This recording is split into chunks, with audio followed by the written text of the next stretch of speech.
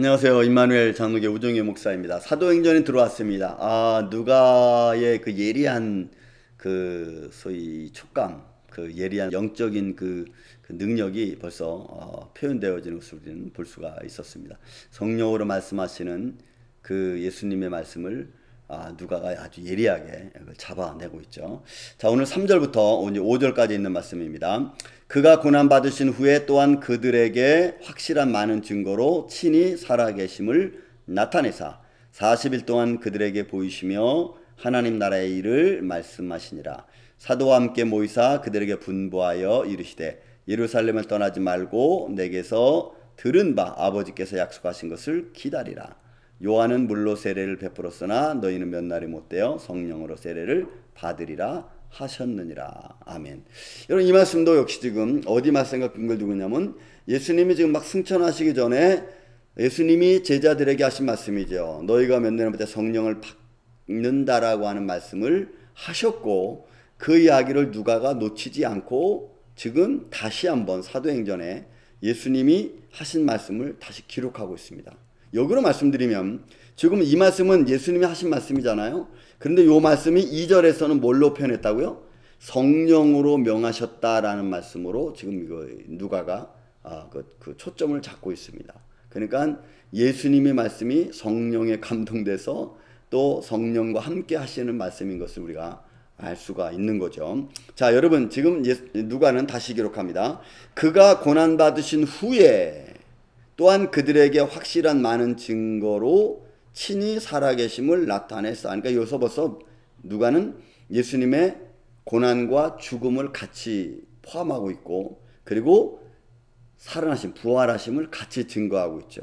그리고 많은 증거로 친히 살아계심을 나타내서, 그러니까 예수님께서 40일 동안 계시면서 벌써 살아나셨다, 부활하셨다는 것을 많은 사람들에게 보이셨을 뿐만이 아니라 이미 많은 기적도 이루신 것을 우리는 알 수가 있습니다. 다만 그 부활하시고 난 후의 기적은 사실 성경은 기록이 없습니다. 본문에 여기 말씀 기록은 없어요. 그렇지만 지금 누가는 살아나신 많은 증거로 친히 살아계심을 나타냈다는 삶 속에 부활하신 주님이 그냥 부활하신 채로 제자들과 만나고 이야기하고 온 정도로만 하는 게 아니라 많은 기적과 표적도 아마 보여주신 것으로 지금 누가는 같이 설명하고 있는 것입니다. 그것이 많은 증거입니다. 여러분, 우리 인생에 있어서 그냥 살아있다는 증거를 그냥 보이기만 하는 것으로 하면은 좀 밋밋하지 않겠어요?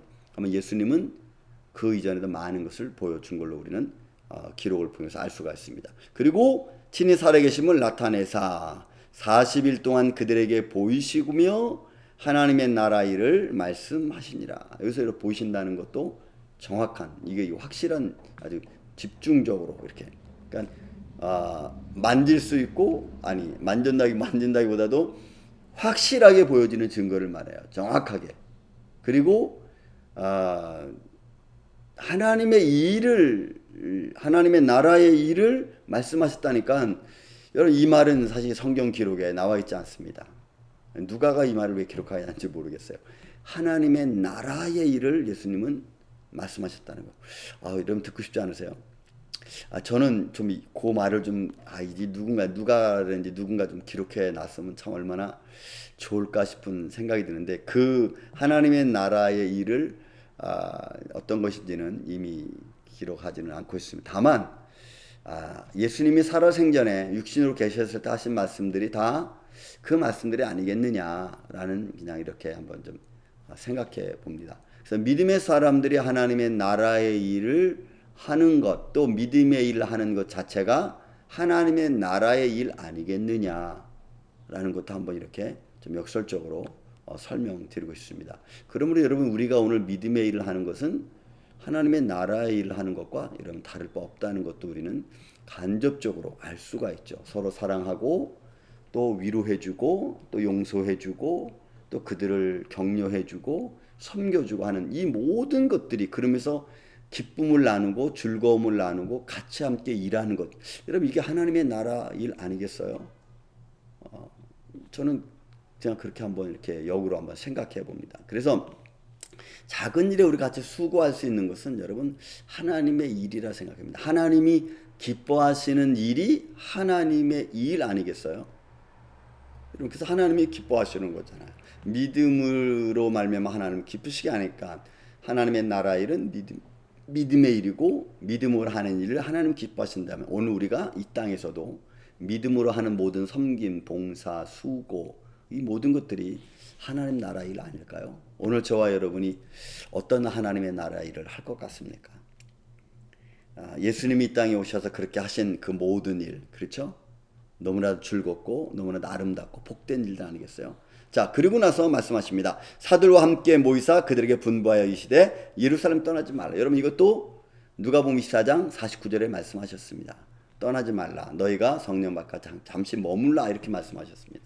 그리고는 너희가 그것을 예수님은 성령이 임하고 성령의 역사 가운데 이루어지는 것을 여기 사도 요한이 받은 세례와 더불어 성령으로 받는 세례를 말씀하고 계시죠. 그래서 이 성령 세례에 관한 말이 여러 가지로 많이 이루어지고 있는데 여러분 성령으로 세례를 받으리라라고 하는 이 말은 여러분 우리가 너무나 이걸 막 집중적으로 이게 뭔가 해서 막 이렇게 파고들어서 이상한 자기만의 어떤 생각의 개념으로 이야기하는 것보다는 그냥 성령이 임재하는 사건, 성령이 임재함으로 변화된 자의 삶의 모습을 여러분 세례라는 것이 맵티즘이라는 것이 여러분 돌아선다는 거 아닙니까? 씻어준다는 의미도 있고 그러니까 여러분 이 성령이 임한다고 하는 것은 결국 세례라는 말 속에 담겨져 있는 것처럼 인생을 돌이키고 회개하고 그리고 방향을 하나님께로 잡고 이런 전체적인 의미가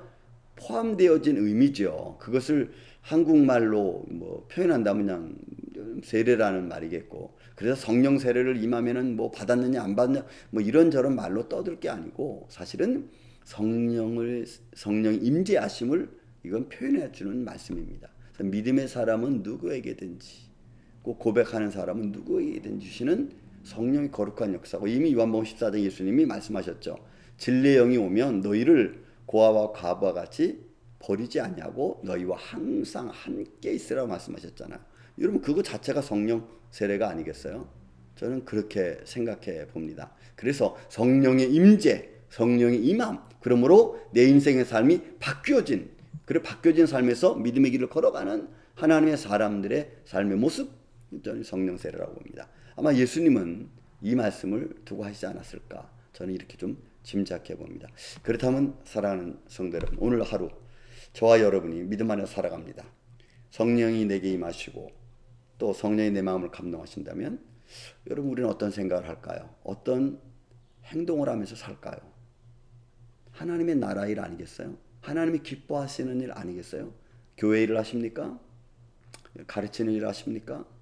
봉사를 하십니까? 하나님이 기뻐하시는 일이라면 여러분 하나님의 나라의 일이 이미 우리 안에서 시작되었다라고 저는 감히 이런 데 말씀드리고 싶습니다. 오늘도 하나님이 기뻐하시는 일, 하나님 나라 일을 많이 하는 오늘 하루가 되기를 전 주의 이름으로 축원을 드립니다. 감사합니다.